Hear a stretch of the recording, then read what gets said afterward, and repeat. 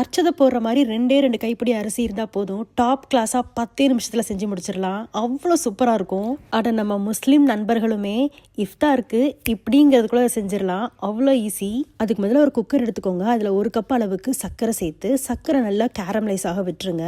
நல்லா கேரமலைஸ் ஆனதுக்கப்புறமா அதை லேசாக கலந்து விட்டு அதில் 1 லிட்டர் அளவுக்கு ஃபஸ்ட்டு பால் சேர்த்துக்கோங்க. கூடவே ஏலக்காய் பொடி சேர்த்துக்கோங்க. இப்போ நல்லா கலந்து விட்டுக்கோங்க. இதில் இப்போ 2 கைப்பிடி பாஸ்மதி அரிசியை நல்லா கழுவிட்டு சேர்த்துக்கோங்க. சேர்த்துட்டு நல்லா கலந்து விட்டுக்கோங்க. இப்போ குக்கரை மூடி விசில் போட்டுட்டு அடுப்பை நல்லா மீடியம் சிம்மில் வச்சுக்கோங்க. 5லேருந்து 6 விசில் விட்டு எடுத்துக்கோங்க. இங்கே ஒரு தாளிக்கிற கடாயில் நெய் ஊற்றி முந்திரி, கிஸ்மிஸ் பழம் இதையெல்லாம் சேர்த்து நல்லா பொன்முருவலாக வறுத்து எடுத்து வச்சுக்கோங்க.